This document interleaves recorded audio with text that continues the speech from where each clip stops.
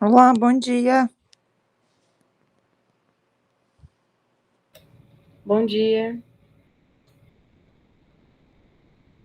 Ana, nos ouve? Tô ouvindo perfeitamente, doutor. Maravilha. Acho que pode começar. Também, né? Então, vamos começar com um pouquinho de atraso, mas bom dia a todos, meu nome é Vanessa, faço parte do Fellowship da Neurologia Vascular aqui da Unifesp, e hoje eu vou conversar um pouquinho com vocês sobre algumas principais complicações dos procedimentos cardíacos e vasculares. Essa aula eu gostaria que fosse um pouquinho interativa, principalmente nas discussões dos casos, para a gente conseguir entender o raciocínio e depois eu apresento o desfecho. Então, vamos começar com o primeiro caso.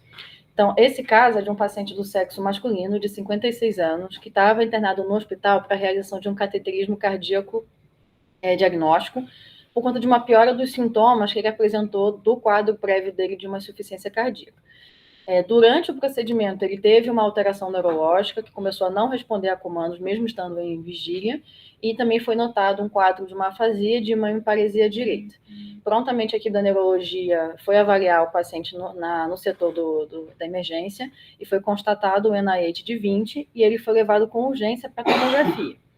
De história prévia, só para contextualizar, ele já é um paciente bem coronariopata, tem uma insuficiência cardíaca de fração de ejeção reduzida, 2 infartos prévios, sendo um deles em 2003 e o outro em 2009, já com uma complicação de ruptura de cordoária nesse último evento. Tem também uma história de uma troca de válvula mitral em 2019 por uma válvula metálica e fazia uso de Marevan na época. Hipertenso, diabético, dislipidêmico, obesidade e ex-tabagista. Então, a primeira coisa que eu gostaria de conversar com vocês é qual que seria o manejo, o que vocês, pensando em levar para a tomografia, o que vocês esperariam encontrar que pudesse ser alguma causa e se vocês pensariam que provavelmente isso poderia ter correlação com um cateterismo cardíaco, que é um procedimento bem comum de acontecer nos hospitais terciários. O que vocês proporiam de pensamento diagnóstico para isso? Alguém quer tentar? Posso falar? Pode. Vamos pensar no óbvio, vamos lá. Estamos manipulando intravascular, o que a gente faz com facilidade? Emo, né? Seja do material que você infunde, seja da placa que você está deslocando, qualquer outra operação prévia. Então, uma embolização aí distal, de novo, né? Seja gasosa, seja gordurosa, seja de placa, de ateroma. Mas o quê? O contraste pode fazer alguma encefalopatia com crise, rebaixamento, leve chocal, cefaleia, confusão mental? Eu acabei falando, né? Sim. Então, o contraste é um culpado, apesar desse diagnóstico ser um quase diagnóstico de exclusão, da encefalopatia pelo contraste, mas é uma outra opção. Menos provável um sangramento, né, a não ser que tivesse sido injetado heparina ou alguma outra coisa durante o procedimento. Pode ser também, mas é menos frequente, né? O mais frequente é isquemia por embolia distal. E outra coisa é a hipotensão, né, que a gente, por exemplo, um paciente que já tem o IAM, que já tem provavelmente coronariopatia, pode ter uma placa de carótida e ele acaba fazendo, por exemplo, um evento de baixo fluxo em área de fronteira, né? Então, isquemia é possível aí, e a gente acaba tendo uma possibilidade de algo relacionado. Perfeito. Seguimos, então, esse raciocínio realmente foi o que foi levantado na primeira hipótese, e aí, durante a tomografia, foi visto uma elevação de sinal na cerebral média à esquerda. Sim. Acho que essa tinha... por exemplo, aqui. E a partir dessa imagem, o que vocês pensariam agora de propedêutica, né, de terapia? Um paciente que foi submetido estava em investigação de um cateterismo, estava com uma complicação cardíaca importante, era um cateterismo diagnóstico, então isso poderia estar correlacionado talvez com um novo IAM, uma disfunção cardíaca importante, pensando nos critérios para tratamento, talvez o uso de heparina durante o procedimento também era uma condição válida. Como que vocês pensariam em manejar esse caso? Alguém arriscaria? Alguma consideração especial, só por ele ser um paciente com cateterismo? Precisa descrever melhor o que foi nesse cateterismo, né? Então, foi heparina, não foi heparina, esse paciente anticoagular, né? Só para a gente pensar um pouco. Ele era usuário de Marevan, prévio, e foi utilizado heparina. Perfeito. E a NR dele do dia a gente devia estar lá. Provavelmente. Tá bom. Então, para trombólise fica ruim, né? Então, bora para a tomectomia, certo? Bom, em relação à conduta, a gente vai falar um pouquinho mais para frente, mas era esse o raciocínio inicial. que um dos primeiros procedimentos que eu vou começar a comentar sobre as possíveis complicações é a nossa queridinha da trombectomia. Então, quais são as principais complicações que a gente tem que estar atento durante um procedimento ou após um procedimento de trombectomia? O primeiro é um desposicionamento do stent. O segundo pode ser uma dissecção arterial, também é possível nesses procedimentos endovasculares, uma fístula carótido cavernosa e até mesmo, claro, o evento isquêmico decorrente de complicações desse procedimento. Então, pensando, eu só vou pincelar os principais pontos de cada questão, que, claro, algumas são... É isso mesmo? Desposicionamento? Professor, eu chequei no Google antes de colocar, porque também não é uma palavra que eu uso muito, mas tá. Disposition, né? Não, tá bom, eu não sei qual é o certo. Ou deslocamento. Não, tem né? deslocamento, Tem mas eu confirmei, o é. desposicionamento também existe. Vou aprender. Então, o que chama mais atenção para pensar nesse risco do deslocamento do stent são essas questões, as três primeiras, em relação ao comportamento do vaso. Então, se tem uma estenose arterial importante naquele componente, ou que o vaso é muito tortuoso, ou até mesmo com muitas calcificações, porque isso dificulta tanto acessar e posicionar, quanto também que esse stent fique na posição. Também tem uma correlação com o número elevado de passagens do stent durante o procedimento. E existem também questões inerentes do material do stent, que, como são vários, eu não entrei muito nesses detalhes, isso acaba ficando mais com a equipe que vai realizar o procedimento. Muito mais do que o material, é muito mais a técnica e as condições do paciente do que propriamente do componente material. E em relação ao manejo, na verdade, o que tem os trabalhos em relação... Se você fez o diagnóstico que ocorreu esse desposicionamento, você tem, na verdade, duas possibilidades, sendo uma a mais orientada, que é, no caso, deixar o stent na região onde está e realizar uma angioplastia. Mas caso a equipe tenha a competência técnica e não tenha, talvez, a possibilidade de realizar uma angioplastia naquele momento, existe também a possibilidade de retirar o stent e realizar uma nova tentativa com um novo material. Mas o que os trabalhos mostraram é que nessa tentativa de retirar e colocar um novo, existe um maior risco de outras complicações, como a ruptura do vaso, por exemplo. Indo agora para a questão da dissecção arterial, a única situação que eu gostaria de ressaltar aqui é sobre o manejo nesse momento do intraoperatório. Então, o que eles propõem é que, dependendo da extensão dessa dissecção, você pode colocar um stent no local, ou só tratar farmacologicamente, e essa própria dissecção ela vai se resolver como se fosse uma dissecção nossa, que a gente acompanha com antipaquetário, ou com o uso de anticoagulação por um período. Em relação ao evento isquêmico, eu não quis entrar em detalhes sobre o mais comum, que seria justamente uma embolização dentro do próprio território que está sendo manipulado. Isso é uma questão que a gente já consegue entender muito espontaneamente.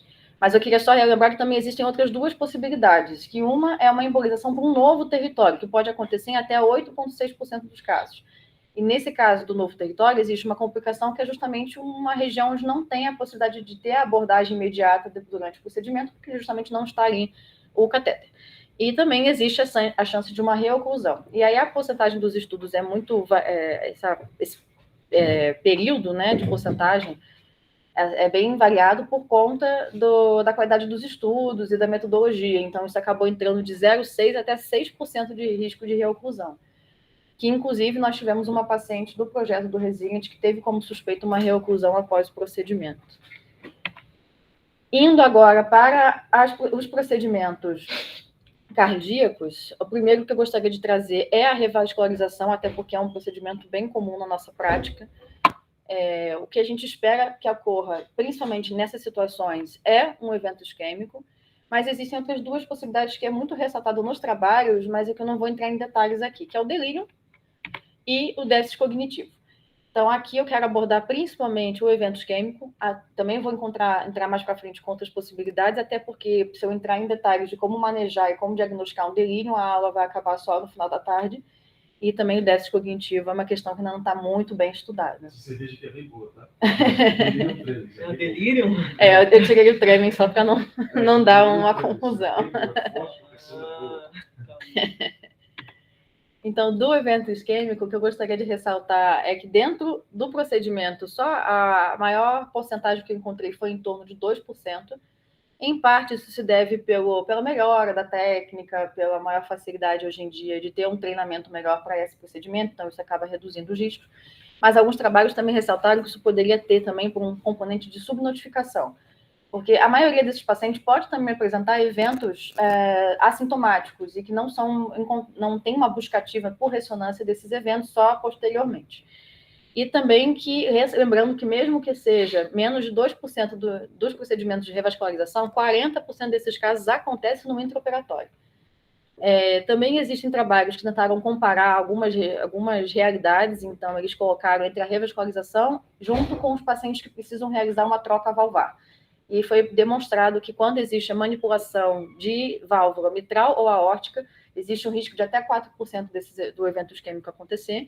E quando comparado a revascularização com um procedimento percutâneo, realmente a revascularização teve um risco maior para o evento isquêmico do que o procedimento percutâneo. Agora, pensando um pouquinho nos fatores de risco, qual paciente você vai se preocupar mais com essa condição? Principalmente os pacientes que já têm uma carga aterosclerótica importante, ou, como a gente já espera, até pelo procedimento da revascularização, que ele tem algum componente periférico, arterial obstrutivo, ou um infarto recente, uma disfunção ventricular severa, ou já eventos com comorbidades anteriores, como hipertensão, diabetes, doença renal crônica, AVC prévio. E em relação à idade, no caso, idade idosos, os trabalhos eles não tentaram, para a revascularização, definir uma idade-chave, mas colocou como idosos. Quanto mais velho, maior seria o risco de ter essa questão, até porque provavelmente ele vai ter uma carga de comorbidade maior.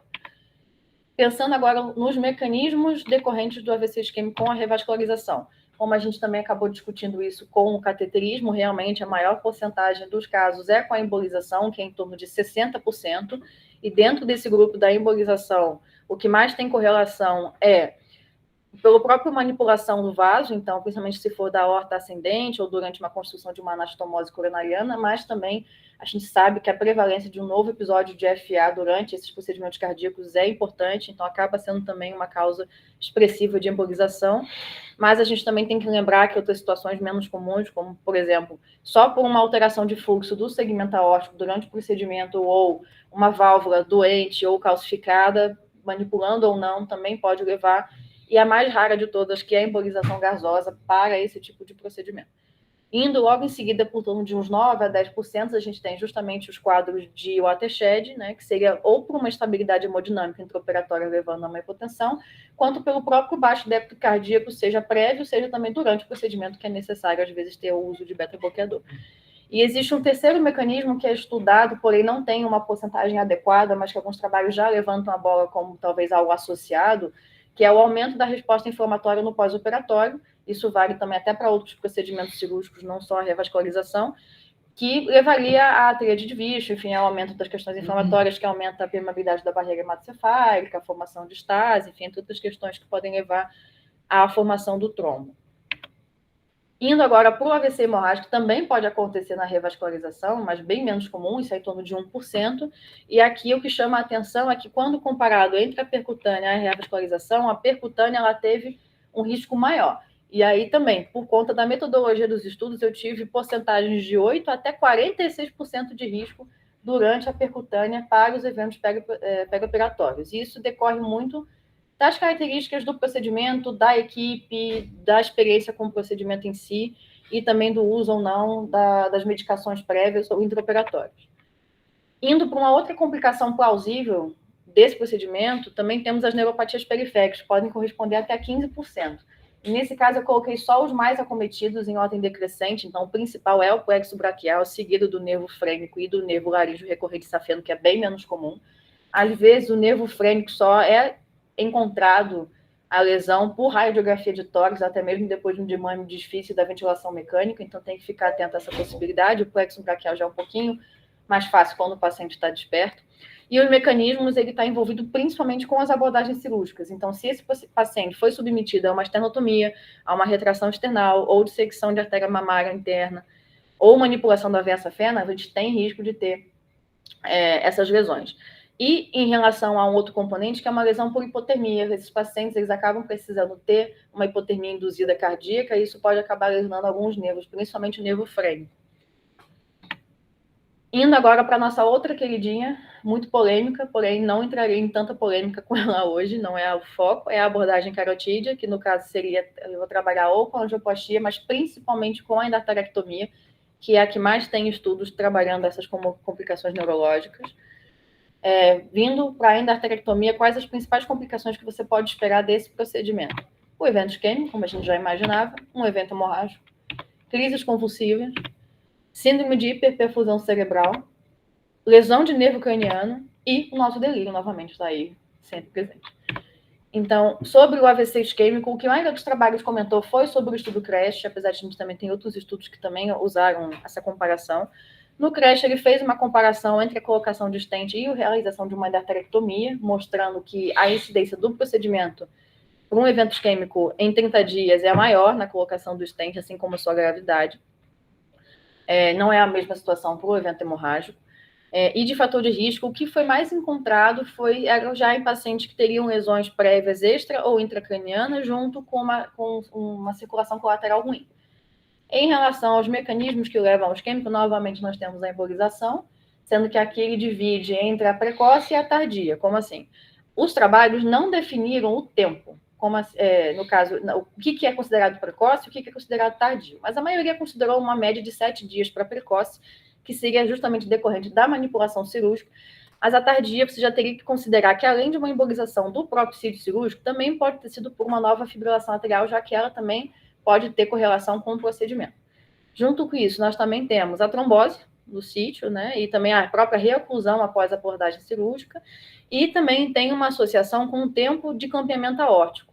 Um tempo maior que 40 minutos acaba levando a uma perda da autorregulação, é uma das suspeitas, assim como também se o paciente tiver uma baixa circulação colateral e uma vasoreatividade ruim, esse tempo já é o suficiente para levar ao sofrimento do tecido, mas é importante lembrar que a gente tem que sempre prestar atenção desses detalhes do procedimento, olhar a descrição cirúrgica para entender um pouquinho melhor essa parte do clampeamento. Indo para o AVC hemorrágico, como eu comentei, ele é menos frequente do que o isquêmico, e no CRASH não teve uma diferenciação muito grande entre os procedimentos, mas os mecanismos, o que chama mais atenção aqui, que não é por um evento espontâneo, normalmente ele é por uma transformação hemorrágica de um evento isquêmico prévio, que não foi identificado. E também a gente tem que lembrar que é muito comum a sua associação com a síndrome de hiperperfusão cerebral, que eu vou comentar um pouco mais para frente. De fatores de risco que eu encontrei foi ter já um evento isquêmico ipsilateral ou uma estenose crítica da carótida interna também ipsilateral, ou só pelo fato do paciente já ter uma hipertensão prévia e, no caso, até principalmente se teve descontrole pressórico no pós-operatório imediato. Então, aqui eu venho trazer um segundo caso, depois da gente conversar sobre esses dois procedimentos e as complicações para a gente entender um pouquinho melhor o raciocínio. É um paciente também do sexo masculino de 67 anos, que estava internado para a realização de uma endarterectomia de carótida interna direita. Isso ele já tinha de história prévia mais de 70% de obstrução nessa carótida interna direita e já tinha uma oclusão da esquerda, que inclusive foi sintomática na época, que foi em 2019, junto com um evento isquêmico, que ele ficou com algumas sequelas, principalmente visuais, e uma hemiparesia à direita. Esse procedimento teve correlação com um campeamento de 50 minutos e durante a descrição cirúrgica teve relato de uma labilidade hipertensiva importante, mesmo com o uso de nipride. Depois do procedimento, ele não teve um despertar satisfatório e permaneceu com necessidade de intubação orotraqueal. De comorbidade, além do AVC que eu já comentei, claro, ele também já tinha outras questões, como a hipertensão, tabagista, doença obstrutiva periférica associada. Então, obviamente, despertar patológico vai chamar a neurologia para avaliar o que aconteceu. E aí, Vanessa, uma pergunta. Nesse caso aí, se você fosse neurologista do paciente e a vascular consultasse você para o procedimento da carótida, o que você proporia? Sim, no caso, ele não coloquei aqui, mas ele foi realizado. Ele fez um teste de vasorreatividade com Doppler transcraniano, que no caso ele era insatisfatório. Estava alterado. Mas daí, assim, você concorda com a indicação da endarterectomia para esse caso? Porque quando tem oclusão contralateral, eu costumo ponderar com os vasculares a angioplastia no lugar de endarterectomia. Essa era uma das questões que eu ia colocar no estudo. Tá. Mas já que a senhora levantou, se quiser comentar. Não, porque assim, o tempo do clampeamento vai ser um tempo em que o paciente vai ou com fluxo de colateral de circulação posterior. Entendeu? Então, assim, é muito difícil você prever se vai ou não ter algum problema. Não, era só isso. Se alguém quiser comentar na plateia. Bom, mas é isso. Segue aí. Bom, e aí, no caso, o que eu gostaria de saber é qual seria o raciocínio de vocês com a neurologia chamando por um paciente com um despertar não satisfatório após um procedimento de endaractomia. O que vocês facilitariam, o que vocês pensariam de hipótese, como é que vocês manejariam esse caso? Fala aí, Antônio. Acho que pensar justamente, né, em procedimentos próprios da endarterectomia, como um AVC isquêmico, a manipulação ali realmente da placa, como a gente já mencionou, né, um paciente que ficou durante o procedimento 50 minutos sem fluxo, então, né, nessa região, o hiperfluxo também após a abertura dessa carótida, de repente também é uma outra possibilidade, né. Também acho que valeria a pena pensar em acrescentar, não só por uma tomografia, mas também investigar se não teve talvez alguma complicação do sítio cirúrgico, uma reoclusão, ou alguma dificuldade de complicação no procedimento imediato. Bom, a equipe foi acionada e sim foi optado pela realização da angiotomo para ver principalmente a pervividade da carótida e depois ver se tem algum possível sangramento, até mesmo um evento isquêmico. Foi realizada na tomografia, mas não teve alteração aguda, só o que ele já tinha prévio do evento de 2019. Depois de mais ou menos umas 12 horas, ele começou a ter uma melhora clínica, com uma abertura ocular ao chamado, manteve contato visual, obedecia a comando, mobilizava os membros inferiores, mas ainda precisava do uso de nipride para o controle pressórico. E aí, em menos de 24 horas, ele apresentou crises convulsivas e o rebaixamento do nível de consciência. E aí, novamente, a neurologia foi chamada por conta desse contexto. 24 horas depois do procedimento de uma endarterectomia, com uma tomografia normal e uma angiotomografia sem complicações da abordagem carotídea. O que você precisa pensar?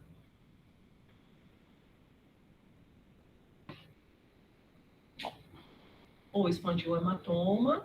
Não, ele teve hematoma. Não teve. Tá.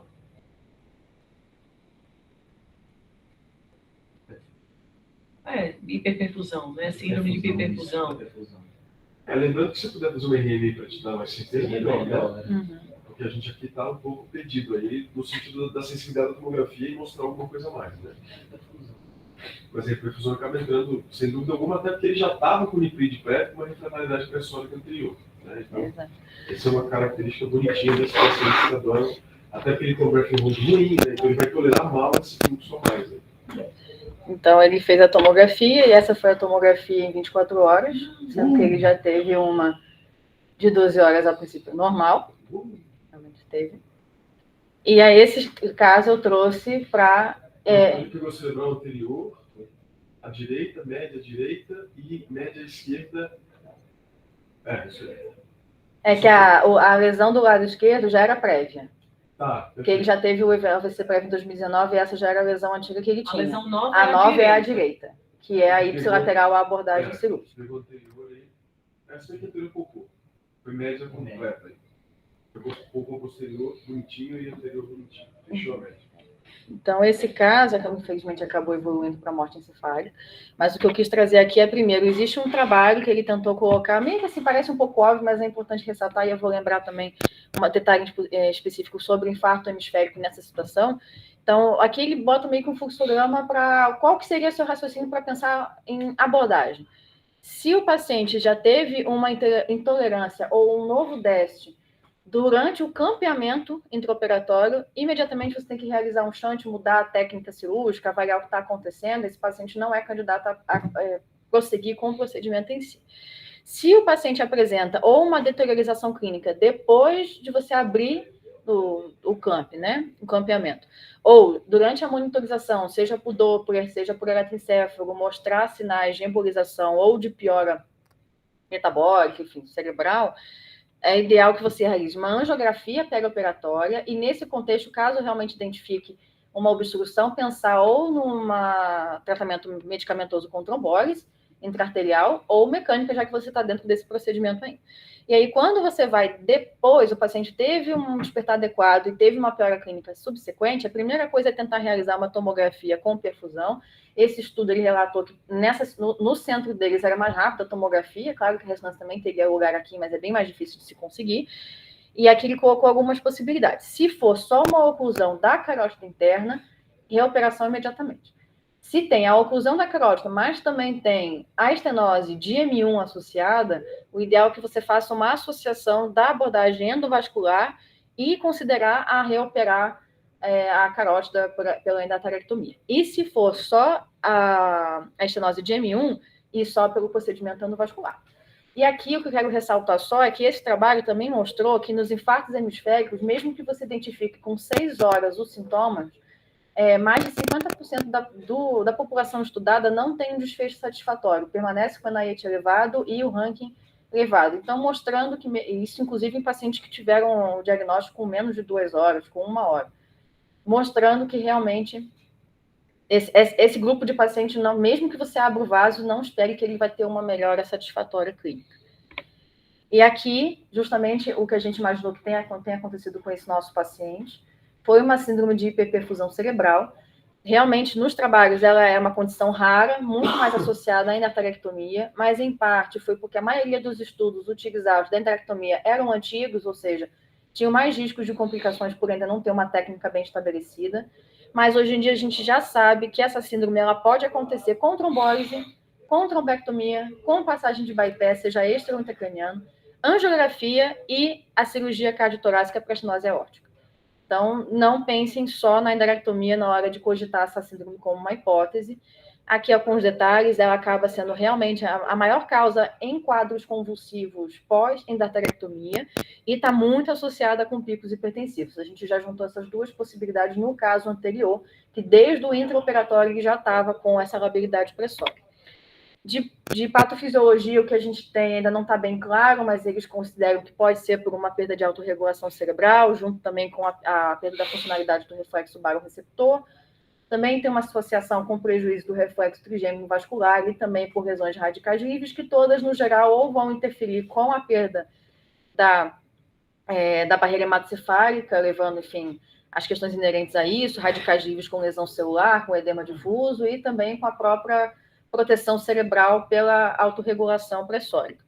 De fator de risco, alguns o doutor Fabiano já comentou, então pacientes que já têm uma doença aterosclerótica de longa data ou importante, como uma estenose intracraniana maior que 90%, ou ipsilateral, contralateral à abordagem, se já é um coronariopata ou se já tem uma hipertensão de longa data, renal crônico, já com lesões de microangiopatia prévias ou infartos AITs prévios, doença carotídea pré-existente, já com vasorreatividade prejudicada no exame, enfim, são várias situações. Só uma coisa que em relação à idade, ela está com um ponto de interrogação, porque, se eu não me engano, foi no Sapphire que mostrou que, a princípio, não tem uma correlação com pacientes idosos acima de 80 anos com um maior risco. Então, principalmente pelas outras comorbidades associadas e não só pela idade em si. Em relação à manifestação clínica, a gente tem que prestar atenção que ela pode se manifestar tanto de uma forma leve como quadros mais graves. Então, ela pode se manifestar só com uma cefaleia, que pode ser, inclusive, ipsilateral à abordagem, mas também pode ser craniana, uma simples dor facial ocular, como também com déficits focais, crises convulsivas, rebaixamento. E é importante ressaltar que, durante os sintomas, não pode ter a presença de uma lesão isquêmica que justifique, claro, esses sintomas anteriores. Sobre os picos de incidência, normalmente o que se descreveu foi que com angioplastia, não se sabe por quê, mas ela é muito mais precoce de acontecer nesse procedimento, então a maioria normalmente é 12 horas após o procedimento da angiografia, mas existem trabalhos que mostram até 30 dias depois, e com a endarterectomia normalmente é até o 6º dia do procedimento. Em relação à imagem, uma imagem normal não exclui o diagnóstico, e o que você pode encontrar é um edema difuso, principalmente no lobo parieto occipital, um infarto local, até mesmo a hemorragia petequial. E, inclusive, por conta desse edema e da localização, eles tentam até correlacionar que talvez essa síndrome tenha ali um overlap com outras condições hipertensivas que também levam a alterações nesses lobos. Mas ainda não tem nada que comprovou o mecanismo exato de ação. Aqui são a imagem para mostrar alguns exemplos. Então, a primeira imagem mostra um edema localizado na região parieto occipital à esquerda. Aqui na angiografia, a presença de um hiperfluxo, né? Aqui a ressonância mostrando que não tem uma região isquêmica nessa localidade que pudesse justificar. Aqui a perfusão maior nessa localidade. E aqui, no caso, não é a imagem do nosso paciente, claro, mas aqui a AE só demonstrou que quando você tem um controle pressórico adequado dentro da suspeita dessa síndrome, essa é a imagem depois de 6 meses do paciente com a melhora do décimo, você vê que não fica pode não ficar nenhuma sequela expressiva. Em relação à imagem ainda, você não precisa ter só uma perfusão, uma tomografia, você pode também utilizar de outras possibilidades. Desculpa que o título saiu duplicado agora que eu vi.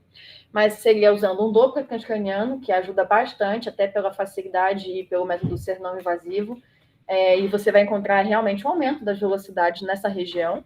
Pode ser utilizado os pés, até mesmo a TC com perfusão, como já mostrei anteriormente. Em relação às medidas preventivas, o principal é o controle pressórico, tanto pós quanto intraoperatório. Então, no pós-operatório, aqui entra já uma questão um pouquinho difícil, por conta das nossas questões da tendência hipertensiva depois da abordagem, dependendo se o paciente já tiver alguma comorbidade anterior, mas o ideal é que os níveis pressóricos sejam abaixo de 14/9, e caso o paciente tenha um alto risco, dentro daqueles fatores de risco já mencionados, o ideal é que fique abaixo de 12/8. Nas primeiras 24 horas, usar monitorização invasiva e antihipertensivo venoso, mas se em 24 horas ele tiver um bom controle, já pode ser usado pela questão oral, e o ideal é acompanhar bom controle pressórico no primeiro mês, no mínimo, desse procedimento. Até também pelas outras questões de comorbidade que ele já tem também, que o ideal é ter esse controle. E aqui eu só queria ressaltar que os trabalhos também mostram que existe uma diferença entre a síndrome de hiperperfusão cerebral e a injúria de reperfusão. São coisas distintas. O mecanismo da síndrome eu já comentei mais para frente, e a injúria, só para lembrar, mais ou menos o que ela seria. Seria um tecido que estava, entre aspas, frágil naquele momento, mas que era previamente viável, e que com uma oclusão aguda, no momento que você reperfunde esse vaso, esse fluxo elevado pode gerar uma quebra da barreira por conta já do metabolismo daquele tecido sofrido e levar ao sangramento, a algumas outras complicações. Na prática, é muito difícil de diferenciar só com a imagem, mas o manejo acaba sendo um pouco diferente no contexto da que a síndrome tem esse controle pressórico um pouquinho mais intensivo, mas a injúria de reperfusão você também tem uma abordagem igual. Então, só para lembrar que são coisas diferentes. Indo para outras complicações agora, a gente também pode ter na endarterectomia lesões de nervos cranianos, que vai até 15%. Aqui eu coloquei em ordem decrescente os mais importantes. É o 12º, 17º e o 9º. E também, mais raramente, pode acontecer a síndrome de Horner. De fator de risco que a gente tem é um procedimento longo. O que eu encontrei de horário, né, de tempo, foi em um estudo que ele colocou como maior que 2 horas. Anestesia local, hematoma intraoperatório e até mesmo alguns erros, entre aspas, intraoperatórios, como uma retração prolongada, clampeamento do nervo, uma dissecção carotídea, pode acontecer, no caso, vai lesionar o vago, ou até mesmo uma abordagem numa bifurcação mais alta carotídea, que no caso já envolveu o 12º. E a gente, inclusive, teve uma suspeita de uma paciente na UTI com, se não me engano, foi o 7º, que foi após uma endarterectomia. E tem TAPIA também, né? Que seriam essas complicações de corda vocal, 9 e 10, relacionadas à intubação ou à própria manipulação cervical. Aqui é mais um resumo das comparações entre a revascularização e a endarterectomia, com todas as comorbidades. Aqui fica mais para uma leitura prévia, com as porcentagens de cada um e as etiologias. Indo agora para a seguinte, apesar de não ser uma situação tão comum quanto uma revascularização e uma endarterectomia, a gente também tem que lembrar que a ECMO tem riscos importantes que a gente precisa lembrar, até pelo próprio procedimento tórico cardíaco, que eles usam bastante, quanto também na época do Covid a gente também teve o uso importante disso. Então, na ECMO, a gente já pensa que são pacientes mais graves, com várias comorbidades, a gente já imagina que as complicações sejam muito maiores. Então, a gente tem, claro, o isquêmico hemorrágico, crises convulsivas também podem acontecer, encefalopatias, principalmente a hipóxia isquêmica, é bem até comum de acontecer nessa população, morte encefálica também pode acontecer, e hemorragia subaracnoide. Tudo isso decorrente tanto da instabilidade hemodinâmica, quanto também do uso da heparina durante o circuito e também pela gravidade do quadro e fornecimento de O2 nessas situações, pela situação cardiovascular. Então, o isquêmico ele pode acontecer em até 8% dos pacientes com ECMO. Existem trabalhos que colocaram até uma postagem bem maior. E de mecanismo, já falei sobre a estabilidade hemodinâmica, mas também lembrar que de embolização pode ser tanto por trombo, mas também por ar, por conta do circuito e até mesmo por falência cardíaca, levando à formação de tronco intracavitário. Do hemorrágico, só chamei a atenção que também é uma postagem bem maior que os outros procedimentos já mencionados, que pode chegar até 4% praticamente, e as crises convulsivas também, por toda essa instabilidade hemodinâmica, disponibilidade de oxigênio, enfim, pode levar a essa situação também. Indo agora para uma outra abordagem endovascular que também tem muita correlação com a nossa situação, é a cirurgia de aorta.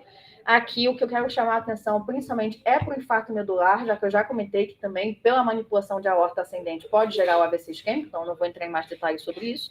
Mas lembrar que o infarto medular também pode acontecer, principalmente se no segmento torácico e abdominal. Entre a correlação de cirurgia aberta e a endovascular, a cirurgia aberta tem um risco muito maior de infarto. E, no caso, eles correlacionam muito com a abordagem de aneurismas do tipo 1 e do tipo 2. As áreas mais acometidas são os níveis T1, T5, T8 e T9, então prestar atenção na clínica. E de mecanismo, a gente tem, claro, o tempo de clampeamento da crosta da aorta, hipotensão, né, que leva ao watershed, bloqueio do ramo aórtico pela colocação do stent, daqueles ramos perfurantes. Também pode acontecer um deslocamento pela manipulação do vaso, né, pelo catéter, e eles também colocaram como complicações de acesso vascular por perda da rede colateral hipogástrica, que aí leva a complicações de hipofluxo. Em relação agora aos manejos das situações já apresentadas. Então, o ideal para pré-cirúrgico, tanto da revascularização quanto da enterectomia, por exemplo, é o uso de estatina e antiplaquetário quando indicado. Já indo para o intraoperatório, o ideal é, claro, evitar hipotensão, então botar um alvo de 80 a 100, também evitar hipertensão, pelo que a gente já colocou da síndrome de hiperperfusão. Eles colocaram que, se possível, a utilização de um eco transesofágico intraoperatório ajuda, porque evita que você manipule excessivamente placas ateromatosas naquele circuito da abordagem. Também pode ser utilizado monitorização intraoperatória, com Doppler transcraniano, para ver embolia, eletroencefalograma, para ver a questão do metabolismo cerebral, enfim, e o potencial evocado no caso das abordagens mais medulares, no caso que ajuda bastante, mas também pode ser transcraniano. Já no pós-operatório, em relação ao AVC isquêmico, a gente traz aqui, ó, lembrando daquele paciente inicial lá do primeiro caso. Trombólise intraarterial e trombectomia são os ideais, por conta da situação que a gente está passando do paciente como um todo, mas existe espaço para trombólise nesses pacientes pós-operatório cardíaco? E aí eu digo que sim, pode ter, dependendo do caso, como a gente já discutiu com a situação do caso 1. Então, entrando agora nos critérios de exclusão, nós temos da AHA. Ah, que pena, saiu o relativo à imagem, estou na frente. É custo-benefício. Eu boto aqui a primeira, que é a grande cirurgia com 14 dias. Não estou considerando a cirurgia medular ou craniana, que aí já é outro critério. Mas no estudo da AHA de 2016, eles botaram alguns exemplos, como revascularização do miocárdio, vias de Parkinson, no caso, biópsias de alguns órgãos, entre outros exemplos de cirurgia. E aí entra, qual é a preocupação no trabalho? Complicações hemorrágicas do sítio cirúrgico ou hemorragia sistêmica. A gente não tem nenhum nível A ou B de evidência para essa situação. E ele não define o que exatamente a gente considera como grande cirurgia, dependendo da situação.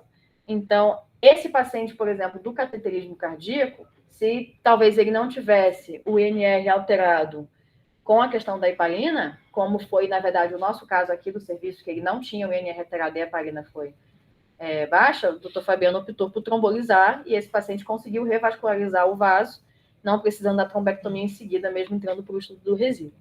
Então, aqui o que eu coloquei só é a recomendação por extenso do critério, então sempre pesando custo-benefício. A gravidade do AVC em decorrente desse risco de hemorragia do procedimento cirúrgico.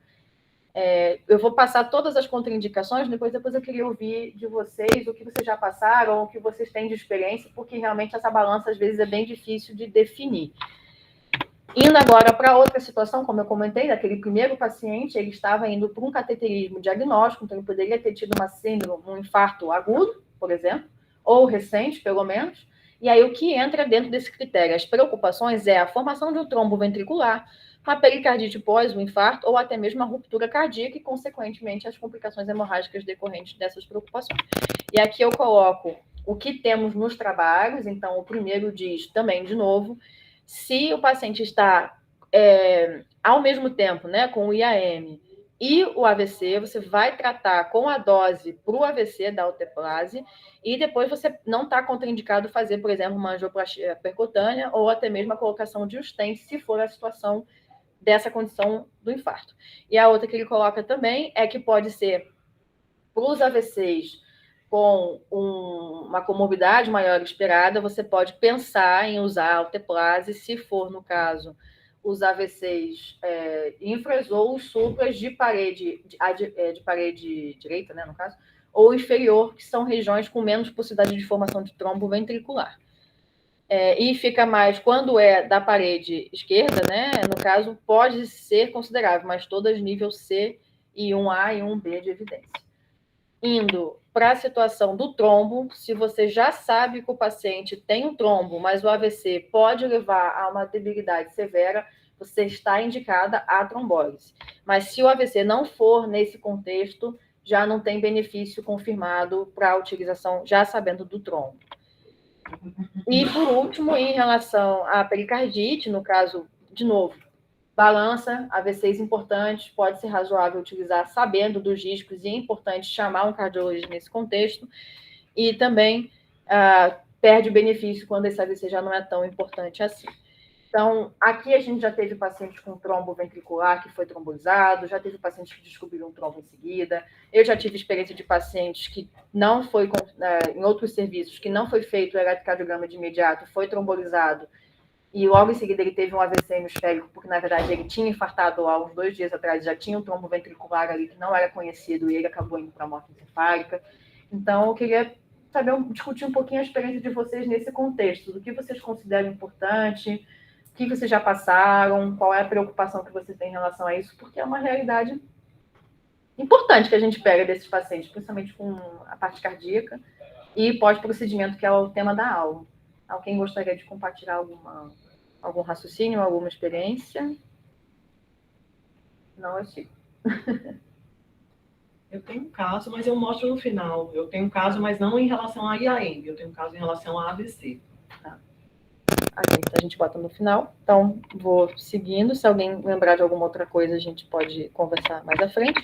No pós-operatório, em relação à isquemia medular, o que se tem comprovado é o suporte, e o ideal é manter uma PAM em 90. Às vezes pode ter a necessidade de uma manutenção de pressão glicórica, de uma monitorização um pouco mais adequada para manter esse fluxo. E também, em alguns casos, é possível cogitar a trombectomia intraarterial. E no caso, o que foi relatado é que, principalmente, se o diagnóstico foi feito dentro das primeiras 6 horas dos sintomas e dentro dos pacientes que realizaram a abordagem endovascular torácica. Indo para a neuropatia periférica e lesão de nervo craniano, a maioria é transitória, então é só um tratamento conservador. Em relação ao prognóstico, a gente já imagina que esses pacientes, pelas todas as comorbidades já que levaram aos procedimentos vasculares, eles vão ter uma alta morbidade por si só. E aqui, só para a gente acrescentar, é um terceiro caso, dentro disso tudo que a gente conversou, que é uma paciente de 41 anos com histórico de um AVC isquêmico wake-up em abril. Nessa condição, ela foi investigada, foi vista que ela tinha uma estenose crítica de carótida interna esquerda. Na angiografia foi visto que foi uma dissecção arterial e ela recebeu alta com stent e dupla antiagregação. Em dezembro, ela volta para o serviço, praticamente com quase um mês de alta, por conta de um novo quadro de uma afasia sensitiva com disartria com delta T de 2 horas e 30. Foi aberto o protocolo, foi realizado o angiotomo intracraniano e cervical, e o NIH dela, no caso, era alto, mas pelas comorbidades prévias. Ela estava em uso regular de todas as medicações prescritas, e de história prévia, além desse evento isquêmico de abril, ela também tinha uma cirurgia cardíaca com troca de válvula mitral em 2010. Então, eu estou com uma paciente que teve um novo DEST em menos de um mês de uma abordagem, de uma colocação de stent carotídeo, com um novo sintoma. O que eu preciso pensar nesse caso? Dentro disso tudo que a gente conversou. Alguém quer tentar arriscar? A dissecção estendeu, essa dissecção arterial, que foi durante o procedimento, né? Pelo que eu entendi. Esse seria um pensamento. Ela teve a dissecção, durante a angiografia, o que foi relatado é que foi a causa da obstrução carotídea, foi uma dissecção arterial. Eles colocaram o stent. Trombose do stent é uma possibilidade, complicações do sítio cirúrgico também são, mesmo com um mês após o procedimento. Então, ela fez a angiotomo, era o principal inicialmente, e ela veio, no caso, normal. Não tem nenhuma complicação do sítio cirúrgico, não tem nenhuma situação em relação a uma nova dissecção, alguma outra situação vascular. Ela fez cirurgia do quê? Ela fez a cirurgia para correção dessa dissecção arterial. Ela teve um evento, viu que estava com a carótida estenosada, durante a angiografia viu que era uma dissecção e colocou o stent nesse local da dissecção. Então o stent foi endovascular? Foi endovascular. Não, foi endovascular. Ok. E a outra situação também que é importante relatar, ela está com um sintoma com delta T de 2 horas e 30, mesmo com um mês de abordagem cirúrgica. Você faz a trombólise nesse caso? 6 semanas parece que o limite não estabelece no protocolo, mas 6 semanas é 1 mês e meio. Ela saiu no final de outubro e retornou na segunda semana de dezembro. Está bem no limite. Está bem no limite. Faria a trombólise ou não faria? O paciente afásica Quanto de teve a Isaac. pior, Linhares, em relação ao basal dela? Então, a piora do basal, ela só pontuou na disartria e na afasia. Mas é um sintoma importante, né? Sim. Então, E não tinha oclusão de grande vaso, né? Não. Isso. Ou seja, a única coisa para se propor seria trombólise. Eu acho que Acho que tem que compartilhar com a família o risco, porque tem um procedimento que aumenta o risco de sangramento, e explicar que só tem isso a ser feito, né? Tendo em vista que não tem oclusão de grande vaso, deve ser uma oclusão M3 ou ramo, ou etc. bom, e também a investigação do método, né? A princípio, a gente corrigiu o problema que foi o caso do AVC de outubro. Por que ela teve um novo déficit, né? Então, essa paciente, foi uma paciente que eu peguei no CEPACO. Trombolizei a paciente, ela reverteu o déficit. E durante a investigação, na verdade, ela fez um eco transesofágico, que na verdade ela tinha um trombo intracardíaco por uma insuficiência da válvula mitral que tinha sido corrigida em 2010. Ela acabou recebendo alta sem a abordagem dessa válvula por conta de todo o contexto prévio dela recente, suspendeu o AS e ela estava com clopidogrel e Marevan. Então, aqui nessa situação, o que eu queria chamar a atenção é lembrar, sempre raciocinar que não necessariamente, por mais que ela tenha tido uma complicação endovascular, que ela tem esse mecanismo sempre. Ela teve um outro mecanismo que foi uma embolização cardíaca por esse trombo intracavitário. E, por fim, só pensar em outras cirurgias que não as vasculares, as cardíacas, como, por exemplo, uma cirurgia ortopédica ou de trato gastrointestinal. Então, aqui o que eu quero lembrar só, além de todos os mecanismos que a gente já conversou, que também podem acontecer nesse contexto, não vou entrar em detalhes sobre as complicações, porque a gente já comentou, até porque as ortopédicas, as lesões de nervo periférico são imensas, eu não vou tratar disso agora, mas lembrar que existem alguns outros mecanismos que vale a pena lembrar. Então, aqui eu tenho um caso, o último, de um paciente de 70 anos, que foi admitido na enfermaria por uma artroplastia de quadril à esquerda, que em 30 minutos da admissão teve um quadro de uma hemiplegia completa à esquerda e afasia. Foi assinado a neurologia, foi considerado um NIH de 20 e foi levado até a tomografia de história prévia hipertenso diabético. E, no caso, na tomografia, foi mostrado que tinha um trombo em cerebral média esquerda. À direita. E aí, nesse caso, entram os questionamentos. Tromboliza um paciente que saiu a 30 minutos de uma artroplastia de quadril. Faço ou não? É candidato ou não à trombectomia nesse caso? O que eu faço? A artroplastia foi Foi endoscópico, foi isso? Foi. Ou foi a cirurgia aberta? Não, foi endoscópica. Endoscópica. É a tal história, né? A gente vai ver esses casos aí. Eu considero, junto com o ortopedista, ligo para o ortopedista e explico a situação, tá? A gente não consideraria uma cirurgia de grande porte, essa artroplastia de dependendo do tipo de cirurgia, né? Mas eu acho que com endoscopia não chega a ser grande porte, eu não sei. E entra também dentro daquela discussão que eu coloquei sobre grande agora, assim, cirurgia. NAIDS de 20 tem alguma oclusão grande aí, Vanessa. Cadê a angiotomo? Não, tem histórico de cerebral médio. Tem? Então eu não faria. Eu faria direto trombectomia. No caso, esse paciente... Eu faria direto trombectomia. Eu não faria a trombólise por causa da cirurgia, né? No caso, eu te mandei mensagem sobre esse caso e acabei trombolizando. Mas assim, foi trombolizado, o paciente foi também direto para a sala de hemodinâmica, não sangrou. Você fez 09 ou 06? 09. Mas foi para trombo. Você falou com o ortopedista antes, eu vou trombolizar. Você falou? Tentei, depois de muitas horas, eu não consegui falar com ele, e ele concordou. Eles ficam morrendo de medo. Eles ficam morrendo de medo. Eles falam, o pior das hipóteses vai sangrar mas pode fazer. Eles falam assim. Ele falou, não, a cirurgia foi boa, pode fazer. Ele foi bem tranquilo, até o ortopedista. E foi direto para a Marinha, eu acho que tem um mundo real e um mundo, né, ideal. Com certeza, o ideal seria a trombectomia. Mas pensando no nosso esquema SUS, né, onde muitas vezes a trombectomia não está disponível, possivelmente a gente tem que realmente resolver, assumir o risco junto com a ortopedia e trombolizar. Eu teria pensado em fazer 0,6, a depender do que o ortopedista tivesse dito. E no caso, esse paciente foi direto para a sala de hemodinâmica e quando ele foi para a abordagem, na verdade, ele tinha um trombo vermelho e logo em seguida do trombo vermelho tinha uma das situações que eu vou lembrar do mecanismo, que essas questões cirúrgicas a gente tem que lembrar dos mecanismos de um possível FOP, de uma embolia gordurosa e uma embolia gasosa. Esse paciente ele teve uma embolia gordurosa, não foi vista na tomografia, foi visto só o trombo vermelho que estava logo após, e aí na trombectomia ele retirou esse trombo vermelho, junto com conseguiu fazer, né, a abordagem da embolia gordurosa, perdão. E aí lembrar que para acontecer uma embolia gordurosa que não seja a síndrome da embolia gordurosa, que tem um envolvimento pulmonar junto, que é o caso desse paciente, ele não teve sintoma respiratório, é importante lembrar que nesses procedimentos tem que pensar se não existe uma comunicação intra-arterial, no caso o FOP, e no caso da embolia gasosa, eu só ressaltei aqui que também na tomografia ajuda bastante quando é possível ver, né? Porque no caso o realce do vaso vai ser diferente, né? Por ser justamente gás, assim como a gordura também ela fica suprimida. E também, no caso do tratamento da embolia gasosa, é a câmara hiperbárica, que é uma coisa bem mais difícil de conseguir disponibilidade para tratar. Então, basicamente, o que eu tenho é isso, é keep calm and think always.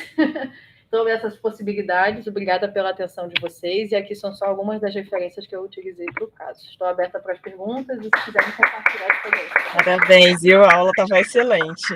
Excelente. Alguém quer falar alguma coisa? Eu tive um caso parecido, Vanessa. Cirurgia de coluna, tá? E foi uma cirurgia endoscópica de coluna. Com 2 horas dentro da RPA, a paciente ficou afásica, e com um déficit leve no membro, tá? E aí eu saí correndo, porque era um quadro leve, e o ortopedista e o anestesista achavam que era psicossomático, que a paciente era nervosa, tomava medicação psiquiátrica, blá, blá, blá. Daí eu não gostei, eu fui lá para ver, e realmente ela tinha uma afasia, ela tinha uma disfasia, ela trocava algumas palavras, trocava algumas sílabas, ela estava com um apagamento de sulco e tinha um déficit que estava melhorando. Como estava muito leve, eram 2 pontos na escala do NIH, 3 pontos na escala do NIH, eu ponderei com o ortopedista, ele tinha me liberado para trombolizar, mas como era uma cirurgia de coluna e eu não sabia, e estava muito leve o déficit, eu paguei para ver. E realmente ela melhorou. Ela melhorou totalmente, eu não trombolizei.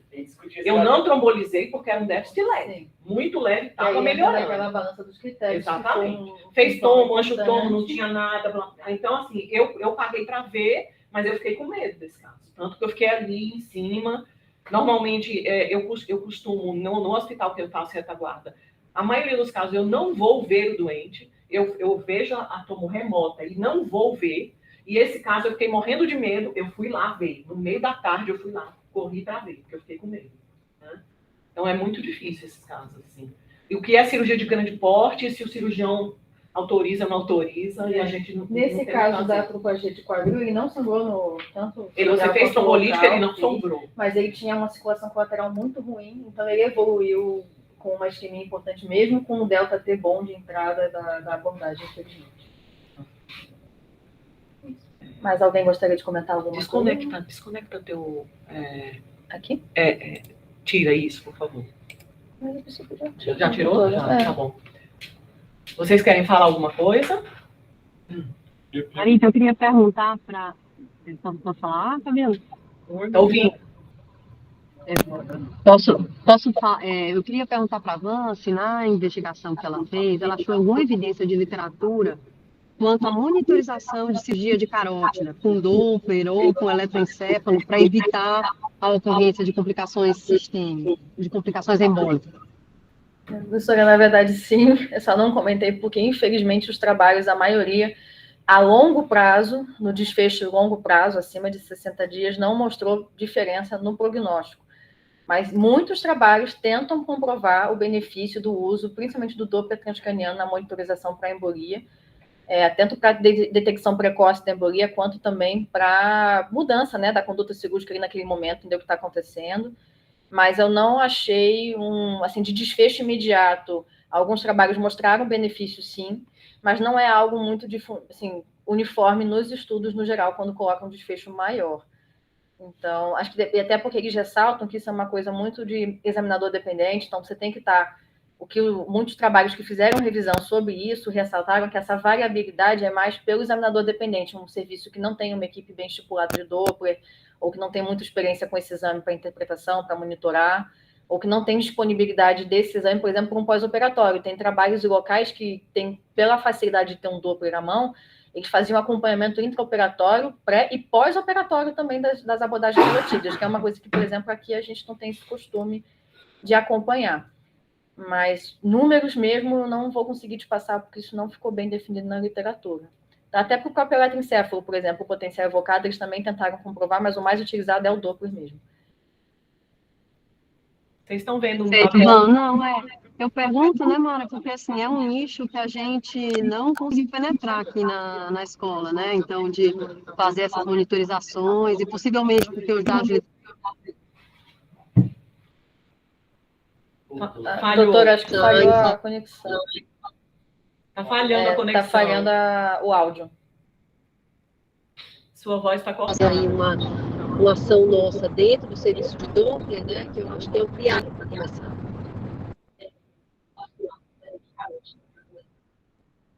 Doutora, só desculpa, o áudio falhou, a gente não conseguiu ouvir da metade para frente. Eu acho que está num lugar ruim. É. Vocês estão ouvindo? Estão vendo a tela? Bem, só para mostrar um caso que eu vi semana passada, tá? Vou botar isso. Ó, esse caso é um senhor de 53 anos. 53 anos. Internou por causa de um AVC, tá? Um AVC que foi tratado conservadoramente, ele chegou fora de janela, tá? E daí ele fez a investigação do AVC, o AVC ficou como um AVC lacunar, tá? E no intra-hospitalar, ele elevou um pouco a troponina, aí a cardio entrou no caso, investigou e ele tinha uma lesão complexa, um tronco de DA, de coronária direita, a outra território do coronária estava ocluído, ou seja, resumindo, ele tinha uma lesão super complexa, um risco alto de morte súbita, e não dava para passar stent, tem que ser revascularização miocárdio, tá? Esse é a tomo dele, só para vocês verem a carga aterosclerótica do paciente. 54 anos, mas tabagista, 2 maços por dia, hipertenso, dislipidêmico, cálcio nas paredes das vertebrais e da basilar. Ó. Olha o cálcio nas carótidas internas dele, tá vendo? Você não é uma fusão de basilar aí. Não, a basilar tá boa, tá? Aqui é a carótida dele. Não tinha estenose nenhuma intracraniana, nem cervical, mas assim, você vê a carga de doença aterosclerótica dele, tá? E esse foi o AVC dele, ó. E ele foi trombolizado? Não, tratamento conservador e esse é o AVC, certo? Esse é o AVC. Ele está no 10º dia do AVC e aí a cardio chega para o neuro e fala, eu preciso fazer uma revascularização dele, Vanessa. Quando é que eu posso fazer essa revascularização com esse AVC? Em quanto tempo? Né? Ele está com risco de morte súbita. Pois é, então, mas assim, não tem infarto recente, teve uma elevaçãozinha de tropo, que pode inclusive ser do AVC, tá? Não teve infarto recente, o eco tem uma disfunção cardíaca, mas tem uma lesão complexa que tem que operar. E risco de morte súbita. Não é urgência, mas nem dá para esperar muito. Assim, eu fiquei super na dúvida, né? E aí a cardiologista olhou para a lesão e falou, nossa, é uma lesão grande, né? Porque falaram que tinha sido uma lacuna. Eu falei, essa é uma lacuna grande, né? Mas não é esse o problema principal. O problema é que é um doente que acabou de ter um AVC aterosclerótico, ateropata grave, e você vai colocar numa mesa para fazer SEC, para fazer revascularização. Se você pensar naqueles fatores de risco que eu coloquei da revascularização com risco de AVC isquêmico, um novo evento, ele bate muito dos critérios. Exatamente. Então, Pelo que ela levantou, sim. Aí eu coloquei isso no grupo de neurovasculares nosso, né? Aí todo mundo opinou. A Gisele, super conservadora. Aí ela falou, eu sou super conservadora. Se não é urgente, pelo menos 6 meses, que é o que tem na literatura. Mas se for uma coisa mais urgente, tem que esperar. 10 dias não dá para fazer. É muito precoce, você entendeu? Não sei o que é que vocês têm de opinião aí na plateia também, tá? Então, eu sugeri que seria melhor esperar pelo menos 3 a 4 semanas. Eu opinei dessa forma, tá? Mas é a tal coisa, não tem isso no livro, né? Mais uma opinião de especialista mesmo. Os colegas neurovasculares também opinaram dessa forma, pelo menos 3 a 4, pelo menos 4 semanas, né? Agora, se for muito urgente, tipo um IAM, um infarto recente agora, tal, precisa, aí tem que pelo menos, e mesmo esses, 15 dias. 15 dias, porque isso aí tá friável, gente. Eu botaria na hora. Imagina, colocar Vai morrer ali. Colocar na mesa, isso vai sec, gente. Sec, você já viu como é sec? Entendeu? Então, assim, essa artéria, tá? Esse cérebro, ele é um cérebro doente, um paciente doente, cheio de placa, aterosclerose lá pra cima, entendeu? Eu trouxe esse tema justamente porque a nossa área é de penumbra. A gente não está na área fácil dos critérios. Não tem Aí, isso na e literatura. você vai ser chamado para isso. É. Eu queria discutir E a gente vai também ser sobre a chamado experiência para de vocês. isso. Quando que você libera? Tá, a cardio ficou assim, e é uma cardio super experiente do INCOR. Ela falou, nossa, peraí, me dá esse aqui. Eu vou rediscutir com o cirurgião cardíaco, porque ela ficou com medo, entendeu? Você tinha uma pergunta? Sim, foi levantada a possibilidade de, às vezes, fazer uma dose diferente de 0,6. Para a grande cirurgia, na Isso, artroplastia, por Isso. exemplo. Em que situações que a gente considera? Como é? É porque a doutora Gisele comentou que, por exemplo, naquele caso da artroplastia, ela optaria talvez por trombolizar, mas com a dose de 0,6. Então, naquele caso que eu peguei do ENAID de 3, 4, eu fiquei em dúvida se eu não trombolizaria. Se fosse trombolizar, eu trombolizaria com 0,6. Não tem trabalho.